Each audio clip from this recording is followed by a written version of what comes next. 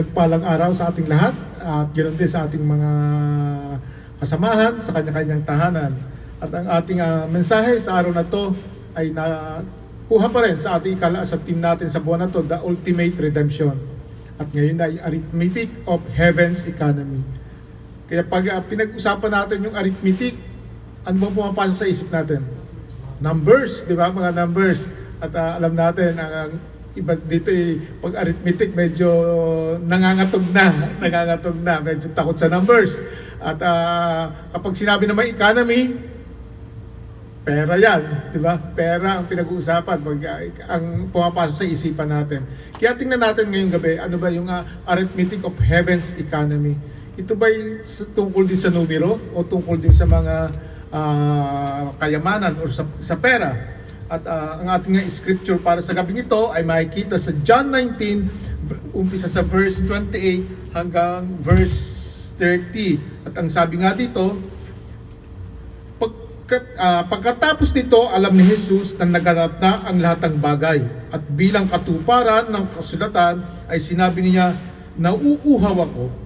May isang mangkok doon na puno ng maasim na alak. Itinubog nila rito ang isang espongha, ikinapit sa sanga ng isokpo at idiniit sa kanyang bibig. Nang masipsip ni Jesus ang alak ay kanyang sinabi, naganap na. Iniyukayok niyang ang kanyang ulo at nalagot ang kanyang hininga. Salamat Panginoon sa iyong salita. Salamat sa pagkabasa nito. At nawa Panginoon ang iyong dakilang kapangyarihan ay nandoon sa mga salita mo, O Lord God. At sa gabi ito, hayaan mo na ang iyong salita ay mayroong kapangyarihan upang bumago sa mga buhay namin. Sa lahat pong mga nakakarinig at makakarinig pa ng iyong salita, hayaan mo Panginoon na mabago ang aming mga buhay at pagkatao dahil sa salitang ito. Panginoon, samahan mo nawa kami at hayaan mo ang iyong dakilang karunungan at ang iyong mga Santong Espiritu ang siya Panginoon ang magturo sa amin ng mga bagay na nais mong iparating. Panginoon, maraming salamat sa pangalan ni Jesus. Amen. So kung titingnan natin ang verse na to ay ito ay nangyari do sa crucifixion ng ating Panginoong Hesus. At kung saan niya ay the last two words, di ba? 7 last words yung sa ating Panginoong Hesus na binanggit sa krus ng Kalbaryo habang siya ay nakapako. So titingnan natin itong the last two words na kanyang nabanggit. At ang unang ay kaanim niya ang sinabi yung nauuhaw ako, at yung pinakapanghuli yung naganap na. It is finished. At so, nung mabanggit nga niya yun, it is finished, yun na kung na siya, doon na siya nalagutan ng hininga. Kaya sa gabing ito makikita natin na ang Panginoong Hesus ay ginawa niya, tinapos niya yung the most legal and most important transactions in His life. At pinaka-importante yon ito sa creation. Kung papaano yung kanyang pagkamatay sa krus, anong naging kapalit sa ating mga buhay. At makikita din natin na yung role or yung ano bang katungkulan, ano bang importante ng banal na dugo, ano bang importante ng dugo sa kaligtasan ng tao. Makikita natin yan sa gabing ito. At sabi nga, bumalik tayo yung ating i-focus natin yung isipan natin doon sa krus ng Kalbaryo, doon sa nung siya ay nakapako na sa krus at nung sabihin niya ng it is finished. So, bakit kaya sinabi ng ating Panginoon na it is finished? Ba't hindi niya sinabing I am finished? Ba't niya sabihin I am finished? Kasi tapos na, di ba? I am finished. Pero kung titingnan natin, sinabi niya yung it is finished dahil yung kanyang mission dito sa lupa, dito sa mundo, yun ang tapos na. Hindi kasi pag sinabing I am finished, ibig sabihin siya yung tapos na ang ating Panginoon kasi sasabihin niya I am finished kasi mamamatay na siya. Pero hindi yon. The one thing na finished, the one thing na natapos niya is yung mission. Kasi yung kung ang sinabi natin na it is I am finished dahil yung siya mamamatay na, kasi hanggang sa ngayon hindi naman finish ang ating Panginoon. Hanggang sa ngayon alam natin ang ating Panginoon ay muling nabuhay. So, kung sabing I am finished, so siya yung tapos na yung kanyang tapos na yung kanyang tungkulin. But ang natapos is yung mission niya dito sa lupa. Kung bakit siya napunta, bakit siya pinadala ng ating Panginoon dito, yung mission niya, yun ang natapos niya. So, earlier nga, sabi dito, so what could be the subject to pertain when he said it is finished? It was his mission on earth ang natapos. Yung mission niya dito sa mundo. So, ang mission niya dito sa mundo is to buy back, to redeem us. Yan. Upang tayo bilihin muli or tayo ay tubusin. So, kapag sinabing tubos, di ba, almost lahat ng tao, karamihan hindi man lahat, pero karamihan ay nakaka-relate. Kapag nasabi natin tubos, may sinangla, di ba? At nakaka-relate tayo kapag may mga alam natin yung mga Cebuana, Luwilier, ano pa ba yung mga sanglaan sa Pilipinas? Palawan. So yan ang mga madalas puntahan ng mga may isinasanla. At kapag ito'y nasanla, ito'y wala tayong way, wala tayong temporarily, wala tayong karapatan doon sinangla natin. Kasi ito ay nasa custody nung pinagsanglaan. So ang may rights doon ay yung pinagsanlaan natin. Hanggat hindi natin muli natutubos yun. At para mas madali nating makita, maisip natin yung pagkakatubos ng ating Panginoon sa atin, ay tingnan natin yung custom and tradition sa Israel during biblical times, sa lupang Israel. Actually, dito sa gitnang silangan sa Middle East, ito nga, most of familiar, ang karamihan sa atin, ay familiar tayo sa istorya ni Ruth. So, kilala niyo ba si Ruth? Si Ruth, yung naging asawa ni Boaz. So, hindi pa rin. Si Ruth na lola ni Haring David. Kasi si Haring David ay anak nung kanyang tatay na si Jesse. At si Jesse ay apo ni Ruth. So yun ang istorya. So si Ruth, sabi nga dito, si Ruth is a Moabite woman. Moabite woman na siya ay ang biyanan niya ay si Naomi. Yan. Si Naomi ang kanyang biyanan. At ang istorya nga doon is si Naomi Israelites. Moabites naman si Ruth. Ngayon, may mahalagang nasa lineage kasi ng ating Panginoong Hesus si Ruth. Although siya ay galing sa Moabite. At dahil pero ang kwan doon is yung si Boaz at talagang Israelites. So, si Naomi ay ang asawa ni Amelech, ang pangalan niya. Si Ruth si Naomi asawa ni Elimelech. So si Elimelech talagang Israelita siya. At sa ugalian ng mga Israelites, kapag ang isang tao o isang Israelite ay namatay, mayroon doon yung isa sa the next of kin, yung pinakamalapit na kadugo or kamag-anak, siya yung sasalo ng kanyang mga ari-arian. Or ganun din naman kung may asawa, sasaluhin niya din para magkaroon ng anak. Kasi mahalaga sa Israelite yung lupa. Mahalaga sa Israelite yung ari-arian. Kasi yun ang pinagkaloob ng Panginoon. Nung pagkaloob ng Panginoon yung lupa, nung ito ay pamahagi, ito ay nakapangalan dun sa taong Israelita, sa taga ron talaga. So, ang gusto ng Panginoon is hanggang sa katapus-tapusan ng lahi ay doon nakapangalan. Kaya mahalaga dito yung panganay. Di ba pinag-aralan natin last time? Mahalaga dito ang panganay. Dahil nasa panganay, lahat ng karapatan at lahat ng kayamanan ay sa panganay na pupunta. Kasi siya yung magdadala ng pangalan ng angkan o ng lahi. So yung si Naomi ay namatay. Ang asawa niya si Elimelech. Si Elimelech ay namatay, ay kinakailangan may magdadala doon sa kanyang angkan para yung yung lupain niya laging sa kanya nakapangalan. Ang kaso, yung anak ni Elimelech na dalawa na si Kelyon at si Malon ay pareho din namatay. At ang kanyang ang napangasawa ni Kelyon at ni Malon ay yun ang kasakasama ni Naomi. Sabi nga ni Naomi ay umuwi na kayo sa inyong mga magulang. Kasi patay na pareho yung anak ko. At sa kaugalian ng mga Israelita, kung mayroon pang magiging anak or may anak si Naomi na iba, pakakasalan yung nabalo ng dalawa niyang anak. Kasi ganun dito yung kapag, for example, yung panganay ay namatay, may asawa siya, yung susunod doon sa panganay, siya ang sasalo doon sa asawa. Siya yung magpapakasal. Nang sa ganun, yung magiging anak nila, siya yung magdadala ng pangalan kasi nasa lineage ng panganay. Ngayon, sabi nga ni Naomi, wala na akong anak na magpapakasal pa sa inyo.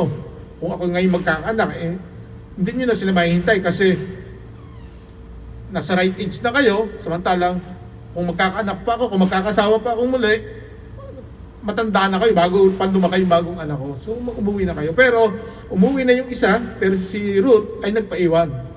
Sabi, sasamahan kita. Wherever you go, I will go. Sabi nga ni Ruth. So yun nga nangyari. At hanggang sa bumalik nga si Naomi sa Israel, at yung pinsan nila na si Boaz, siya yung sumalo dun sa siya yung bumili ng mga ari-arian. At kasama nga doon sa kanyang sa pagbili sa ari-arian ni Elimelech ay ang saluhin niya si Ruth bilang kanyang maging asawa. At kung sakaling sila magkaanak, siya yung magdadala ng pangalan ni Elimelech. So yun. So ba't ba tayo napunta doon? Dahil ang sabi nga dito sa Ruth chapter 4 verse 7. So just imagine, si Ruth mayroong sariling book sa Bible, di ba? Kaya siya kahalaga. Sabi nga dito, ganito ang kaugalian sa Israel noong unang panahon. Kapag tinubos o binili ang isang ari-arian, hinuhubad ng nagpatubos o nagbenta ang kanyang sandalyas at ibinibigay sa bumili bilang katibayan ng kanilang kasunduan. Kaya tang sabihin ng lalaki kay Boaz na siya na ang bumili, hinubad nito ang kanyang sandalyas at ibinigay kay Boaz. Matapos tanggapin iyon ay sinabi ni Boaz sa matatandang pinuno at sa ibang naroroon, kayo ang saksi ko na binili ko kay Naomi ang lahat ng nasa pangalan ni Elimelech at ni Nakilyon at Malon. So si Malon yung asawa ni Ruth.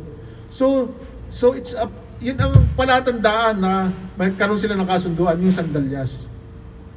So ipinakita lang sa atin dyan sa example na yan na yung transaksyon, kasi ang topic nga natin is economy, heaven's economy. So kung paano mag-transact ng commercial transaction. So ito nga yung pagbili. Pero in heaven's economy, it's not always about money. So may ko-compare nga natin sa barter system eh. So yung palitan, di ba? Palitan, may kapalit, may tubusan. Ganyan ang heaven's economy. At sabi nga dito, so yan yung pinakita lang sa atin yung one way of transacting business. So di ba kanina sinabi nga natin yung si Jesucristo nung ipako sa krus, sinabi niya it is finished.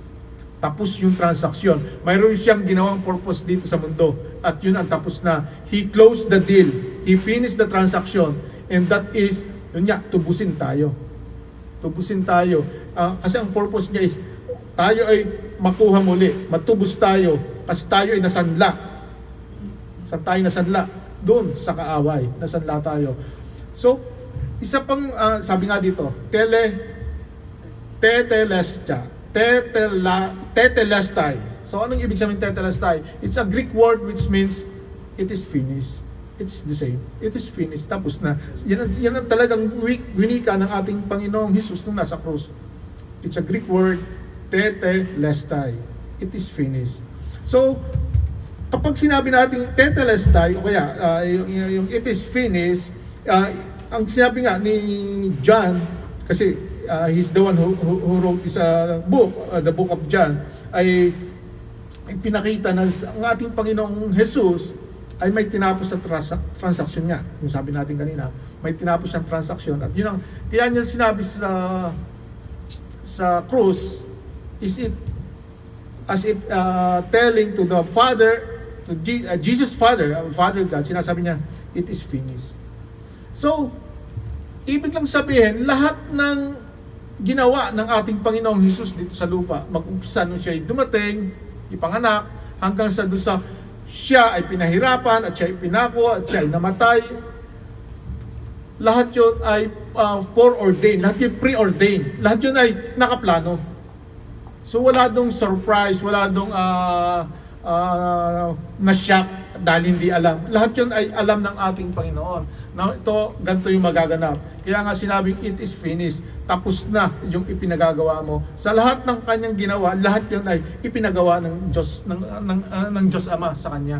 Kaya nga niya sabi na, it is finished. Tetelestai. So lahat yun.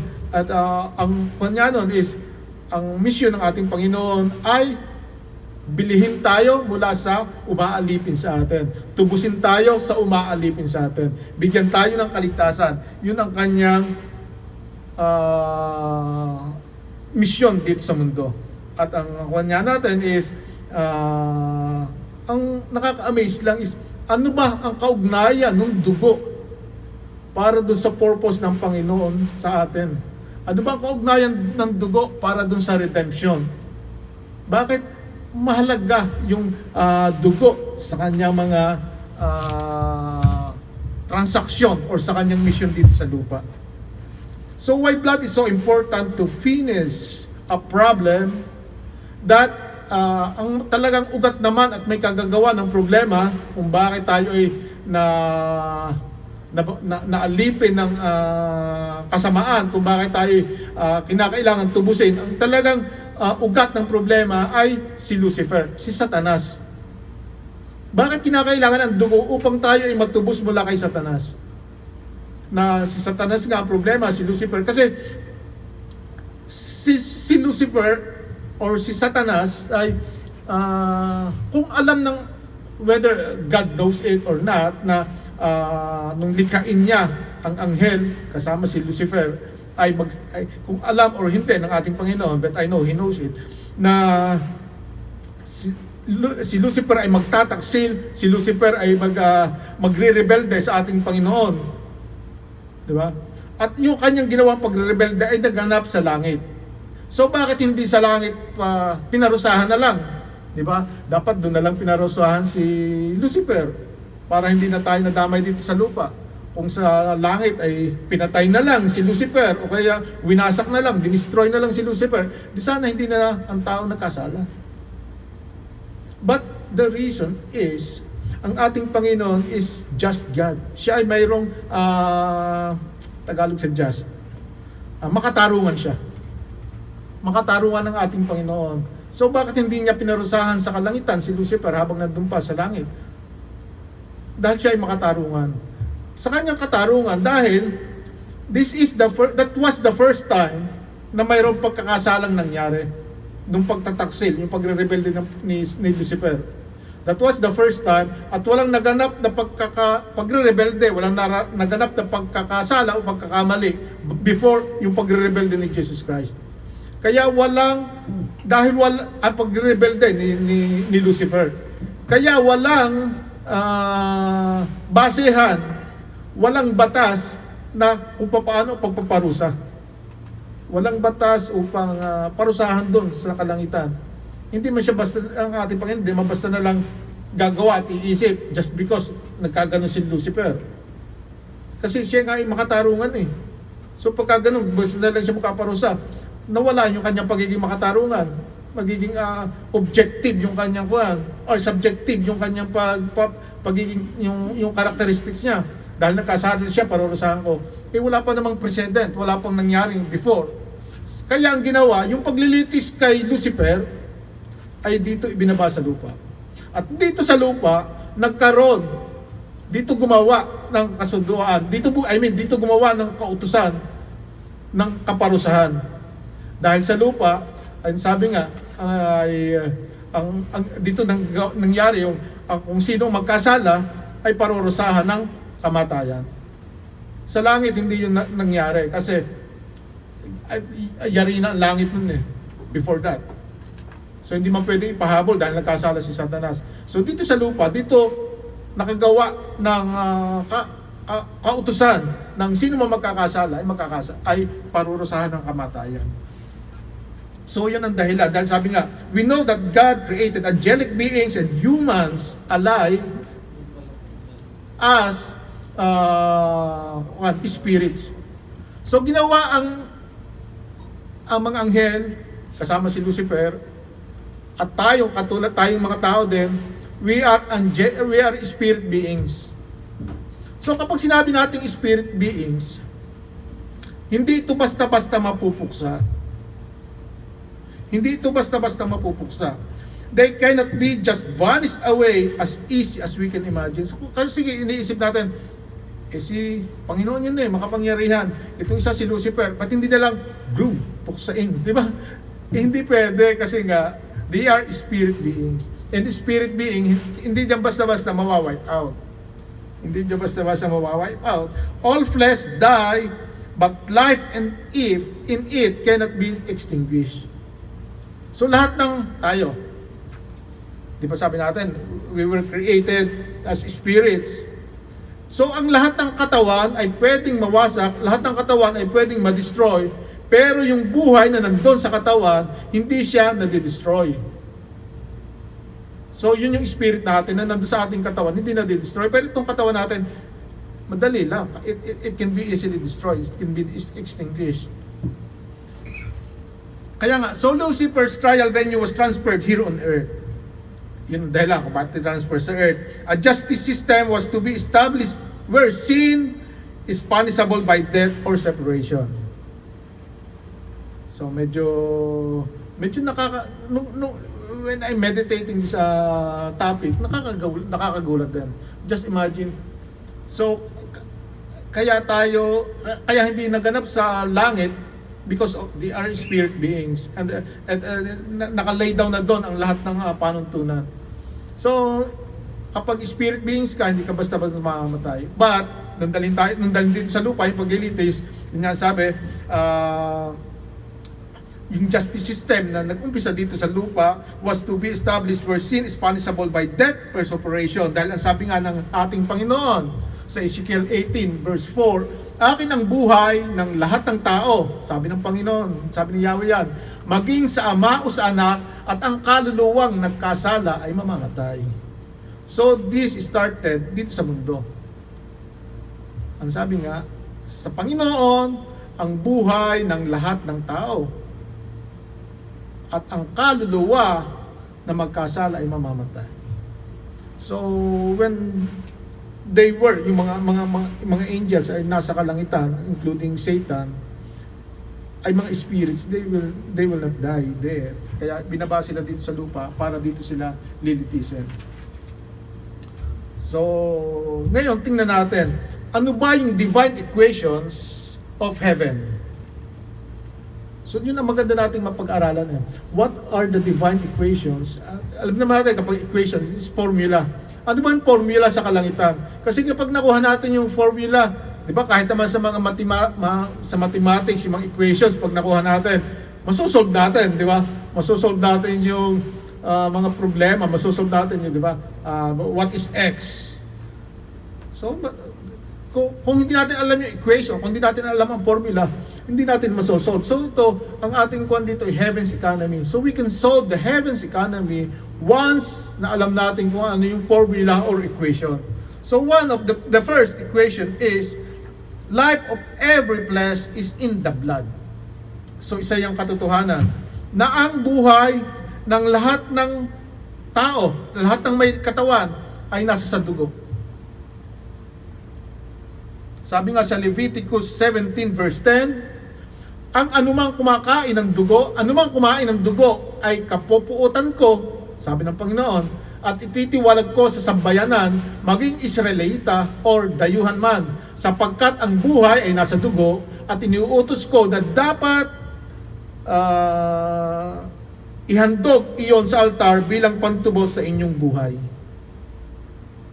Sabi ng Panginoon, ang lahat ng kumakain ng dugo ay kapupuutan ko dahil yung dugo ay dapat ihandog sa altar upang ipantubos ng buhay. So this is the first equation that we have. Flesh minus blood equals death. Tama ba yon? Yung katawan mo, kapag tinanggalan ng dugo, equals death. Tama. Ba, itong katawan ko, kung ito'y mauubusan ako ng dugo, mamamatay. So yun ang first equation ng heaven's economy. Na ang lahat ng katawan, kapag wala ng dugo, ay mamamatay. So sabi dito, the devil knew that the fallen man's destiny is hell together with him. Alam ng demonyo alam ni Satanas na ang destinasyon ng lahat ng taong makasalanan ay sa impyerno. Or separation from God. Alam ng Panginoon, alam ni Satanas yun. Kasi he is separated na sa ating Panginoon. Dahil gumawa na siya ng mga unpardonable sin, mga hindi na mapapatawad na kasalanan. At ang lahat ng tao na magkakasala ay sa kanya makakasama niya. So, therefore, his mission is to steal, to kill, and to destroy. Yun ang ginagawa ni Satanas. To steal, to kill, and to destroy. Ano yung ini-steal niya? He steals man's flesh. Itong katawan natin. Yan ang kanyang ninanakaw sa atin. Itong ating katawan. So, paano paraan? Tinutukso niya ang ating katawan. Tinutukso niya ang ating laman. So, ninanakaw niya ang ating katawan sa pamamagitan ng mga pagtutukso. Tapos sabi dito, he kills his life to destroy his soul. Sabi nga, he steals man's flesh, kills his life, pinapatay niya tayo, and he destroys yung soul ng tao para mapunta sa impyerno. So, he tempts man through flesh, spill his blood. So, kapag tayo nakakasala, ang ating mga dugo ay natatapon lang nabubuhos lang. Kasi mamamatay na nga Kasi kapag nagkasala ka, di ba, sabi nga dito, flesh minus blood equals death. So, kapag tayo nakakasala, it is the same way as, kasi sin equals death, di ba? So, yung without blood equals death din. So, kapag tayo nakakasala, it is parang we are shedding the blood. We are shedding the blood kasi tayo papunta dun sa kamatayan. And he spilled the blood and bring destruction through separation from God. So kapag tayo nagkakasala, ang ating dugo ay nabubuhos, mawawalan tayong dugo kasi tayo nagkakasala, napapalapit tayo sa kamatayan, hanggang sa tayo ay ma-separate sa Panginoon. Jesus Christ's mission on earth is, ito yung mission niya sa earth. Ang mission niya sa earth is to live in the flesh, shed His blood, and give us life. Kasi kapag tayo naubusan ng dugo, tayo ay mamamatay, tayo ay madi-destroy, tayo ay mawawala sa ating Panginoon. But Jesus Christ, binaligtad niya yan. Siya ay nabuhay sa laman, He shed His blood to give us life. So bakit naging ganon? Sapagkat ang dugo natin ay madumi. Bakit madumi? Kasi tayo ay nagkasala. Ang dugo natin ay madumi, tayo nagkasala, hindi ito pwedeng i-atone. Kapag sinabi natin atone or atonement, ito'y nakipag-isa. Naisama. Kasi nga, ang dugo ng ating Panginoon, He is our atonement, di ba? Naririnig natin, nababanggit natin, ang dugo ng ating Panginoong Hesus, siya yung nag-atone sa ating Diyos Ama. Ibig sabihin, yung dugo ng ating Panginoong Hesus ay naihalo doon sa Diyos Ama, doon sa kanyang pagkamatay, upang tayo ay mapawalang sala. Dahil ang dugo natin ay hindi pwedeng ihalo. Sabi kanina, di ba? Sabi nga, ang lahat ng kumakain ng dugo, yung binasa natin kanina, ay kapupuotan ng Panginoon. Dahil ang dugo ay buhay, at ang dugo ay niaalay sa altar para sa ating buhay. Sabi nga ganon. Kaya nga, mayroong mga animal sacrifices para yung ating mga kasalanan ay mabura. Before, nung wala pa si Jesus sa atin, nung wala pang si Jesus Christ hindi pa bumababa, wala pang grace. So yung mga animal sacrifices is para mabura yung ating mga kasalanan, mapagtakpan yung ating mga kasalanan. So yung dugo ng mga hayop, yun.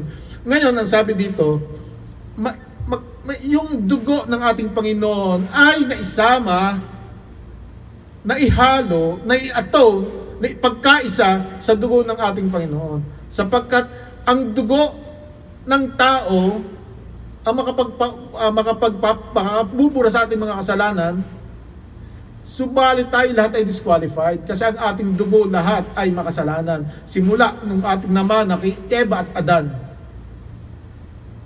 Dahil ang isang taong makasalanan ay madumi na yung dugo. But Jesus Christ, na katawang tao, ay hindi naging dumihan yung kanyang dugo dahil hindi siya nagkasala. Kaya yung kanyang dugo na ibinuhos, ito ay katanggap-tanggap sa Panginoon upang yung ating kasalanan ay mabura, upang matubos tayo sa ating mga kasalanan. Ang sabi dito, fallen man's blood, tayo yung fallen, tayo yung marupok ang ating katawan, tayo yung makasalanan. Sabi, fallen man's blood is corrupted blood. Once spilled, cannot atone or reconcile with God again. Sabi, bakit? Bakit hindi na uli mai-atone? Sapagkat ang ating Panginoon, ang Diyos Ama, is holy. Ang ating dugo, diba? Defiled. Ang ating dugo, madumi na. Corrupted blood tayo. So hindi pwedeng ihalo. But Jesus Christ's blood ay nanatiling malinis hanggang siya ay mamatay. So siya yung nakabura sa ating mga kasalanan. So Jesus Christ's blood is holy blood, once is spilled, able to redeem and reconcile man with God again. Kaya tayo ay na-reconcile muli sa ating Panginoon because of Jesus' blood. So, yon ang ating first equation of heaven. Flesh minus blood equals death. But Jesus Christ's blood make us alive. Second equation, the sting of death is sin, the strength of sin is the law. Sabi dito sa 1 Corinthians 15 verse 55, nasaan o kamatayan ang iyong tagumpay? Nasaan o kamatayan ang iyong kamandag? Ang kamandag ng kamatayan ay ang kasalanan at ang kapangyarihan ng kasalanan ay nagmumula sa kautusan. So, ang sabi dito, ang kamandag daw ng kamatayan ay yung kasalanan. At ang kapangyarihan ng kasalanan ay ang nagmumula sa kautusan. Dahil, before the law, there is no sin. Before the law. So, without the law, there is no knowledge of about sin. Kasi kung wala tayo, sabi nga, kung wala tayong alam, before, nung wala pa yung kautusan, hindi nagkakasala yung tao. Pero nung lumabas yung kautusan, nagkasala na. So, ganoon naman talaga. Halimbawa, yung sa bansa natin, halimbawa, hindi naman, walang sinasabi, halimbawa yung pag-aasawa, for example, pag sinabi ang pag-aasawa, ay dapat sa babae at lalaki.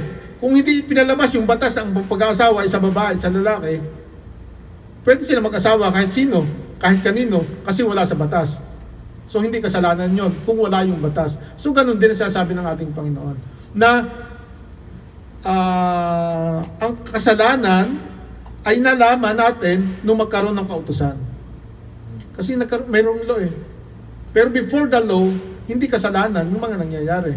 Kasi wala nga kautusan. So without the law, there was no knowledge about sin. Therefore, the law was established in order to define sin and give knowledge and its consequences. So yun, bakit nagkaroon ng kautusan?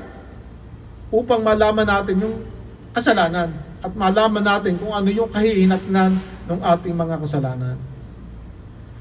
The law and commandments were given to man in order to give knowledge to sin and give instruction how to deal with it, until God would have dealt a final death blow to sin and its consequences through the final sacrifice of the Son of God.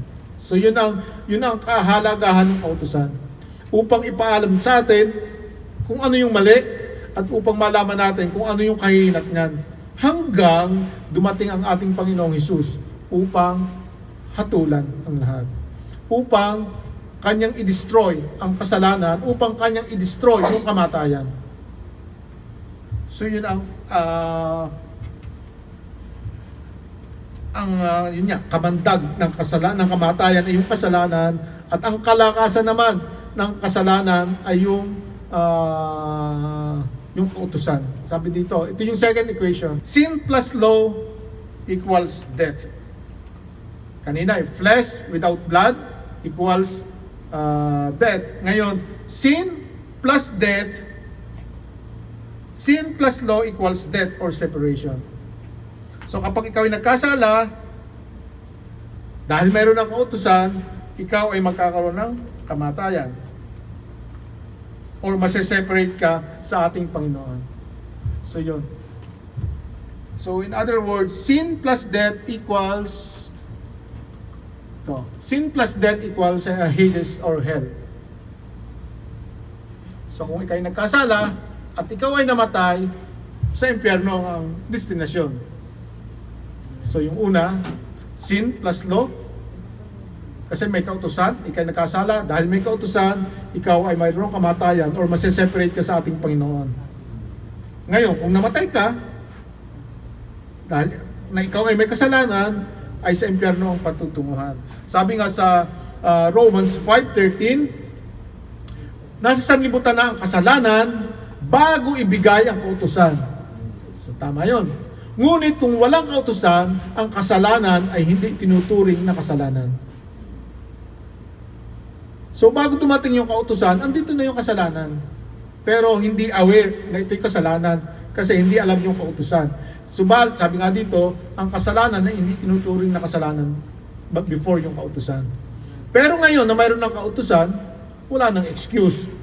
Kasi may kautusan na kaya alam na nating mali yung mga kasalanan.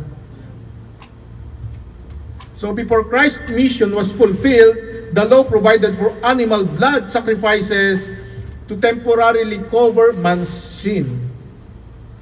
So yun, bago dumating ang ating Panginoon, bago siya nagbuwis ng dugo para sa ating katubusan, ay temporarily tinatakpan yung mga kasalanan niya sa pamamagitan ng mga animal sacrifices. Yung mga naghahandog sa altar ng mga dugo. Yun ang ginagawa.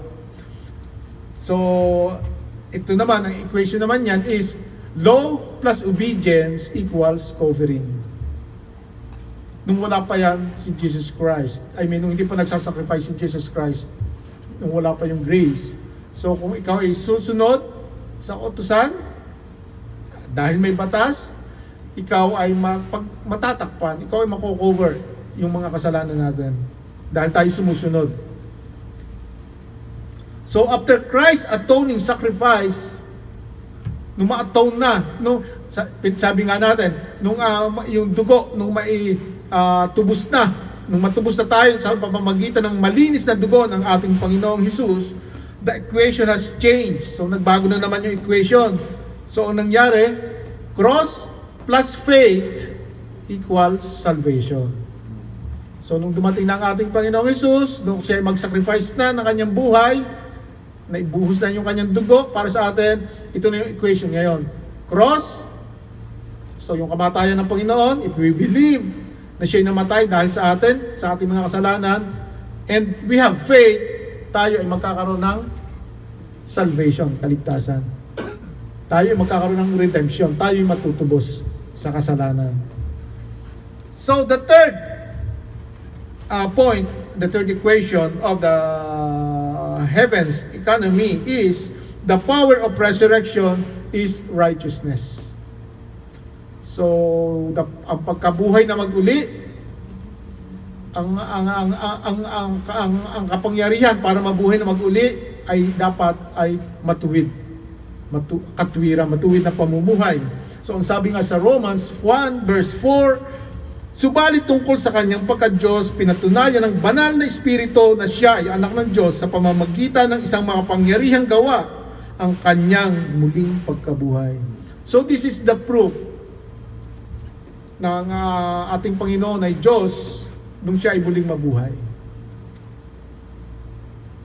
So pinatunayan ng banal na Espiritu. And maging tayo man, kapag tayo na-resurrect, sa muling pagkabuhay, ito ay patutunayan ng banal na Espiritu sa pamamagitan ng ating katwiran through the righteousness that we have. Alam na naman natin na ang righteousness na makikita sa atin dahil tayo man ay hindi perfecto, ay ito yung the righteousness of Christ na pinagkaloob sa atin through the grace. So yun ang sinasabi. So since Jesus Christ lived a holy life, a sinless life, therefore death cannot hold Him. So nung ating Panginoon ay ilibing siya, di ba, namatay, tapos inilibing siya ang ating Panginoon. Habang 3 days siya nakalibing, hindi siya kayang pigilan ng kamatayan sapagkat wala siyang kasalanan. So ang kaya lang pigilan ng kamatayan, ang kaya lang pigilan ng death na hindi na muling mabuhay, resurrected to life, ay ang mga taong hindi nagkaroon ng salvation, hindi nagkaroon ng righteous life. So sabi nga sa Acts 2:24,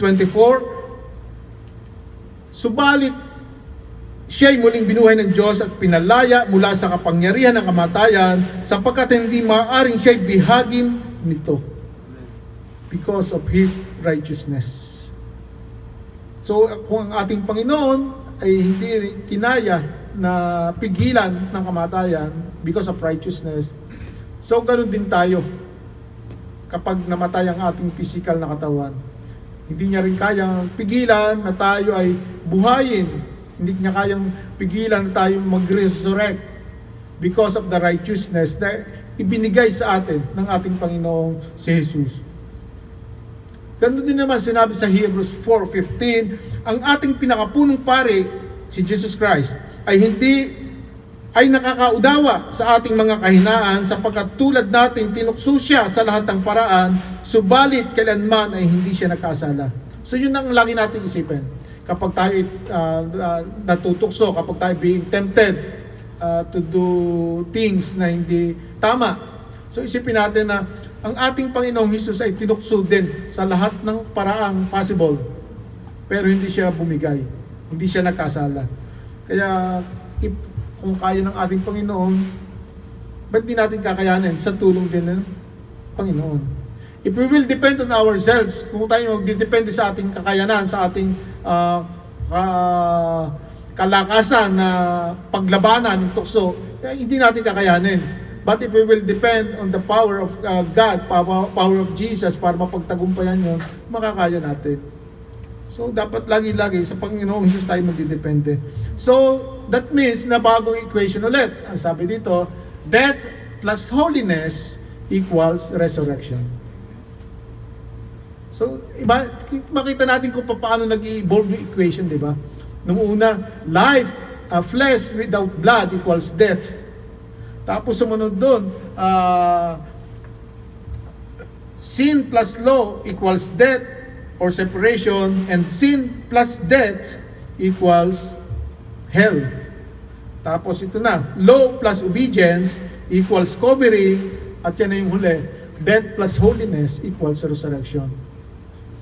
So ngayon alam na natin yung equation, alam na natin kung ano yung formula of heaven's economy. So dapat makakasigurado na tayo, dapat yun na yung ating tinutumbok. How to go to heaven? Paano ba makarating sa langit? Dapat hindi tayo mag-i-stop doon sa una na flesh without blood equals death. Dapat kung ano tayo, nagle-level up sa equation natin. Sabi nga sa Pahayag 1 verse 18, namatay ako, ngunit tingnan mo, ako'y buhay ngayon at mananatiling buhay magpakailanman. Hawak ko ang mga susi ng kamatayan at ng daigdig ng mga patay. So yan ang sinabi ng ating Panginoong Hesus. Siya ay namatay pero muling nabuhay at ngayon ay hawak na niya ang susi ng kamatayan at ng daigdig ng mga patay. So He holds the key. So ang kuha natin dyan, ang ating ang susi niya dyan is yung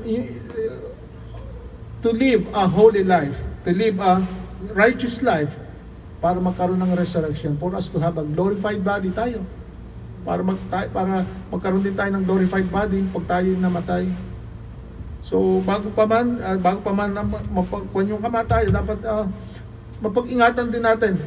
Kasi nga, ang sabi, nandiyan lagi yung kaaway. He is there to steal, to kill, and to destroy. So gagawin niya talaga lahat ng paraan ni Satanas upang tayo ay maagaw. Pero dapat tayo manindigan sa pamamagitan ni Kristo Jesus. Amen? So para sa ating pangwakas, ang Biblia ay pinakaligal na aklat na nagbibigay sa atin ng walang hanggang prinsipyo para sa ating buhay ngayon at magpakailanman. Kung naunawaan mo ang ekonomiya ng kalangitan at paano i-apply ang equations, malalaman mo kung ano ang kapalit ng iyong katubusan. So, paano ba tayo tinubos? It's through the blood of Jesus, through the life of Jesus, kung bakit tayo natubos. At ano ang kahulugan nito sa iyong buhay? So, ang kahulugan nito ay magkakaroon din tayo ng resurrected life, magkakaroon din tayo ng glorified life kasama ang ating Panginoon. Ito ay sa pamagitan niya ng dugo ng ating Panginoong Jesus. Yan dapat binibigyan natin halaga.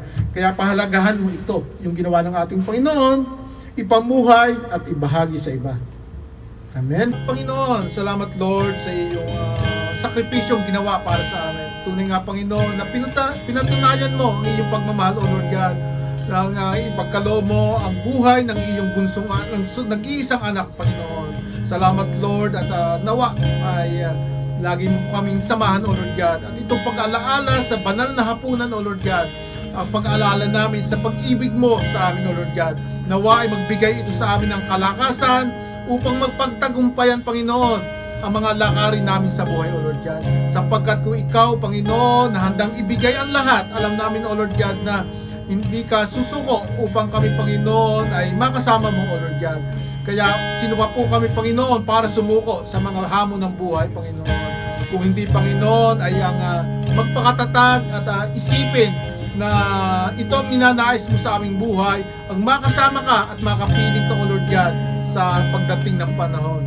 Maraming salamat po muli, Panginoon, at pinabalik namin sa iyo ang pinakamataas na pasasalamat, papuri, at ang pagluwalhati sa pangalan ng iyong anak na si Jesus at sa pakikisa ng banal na Santong Espiritu Santo. Lahat tayo magsabi ng Amen.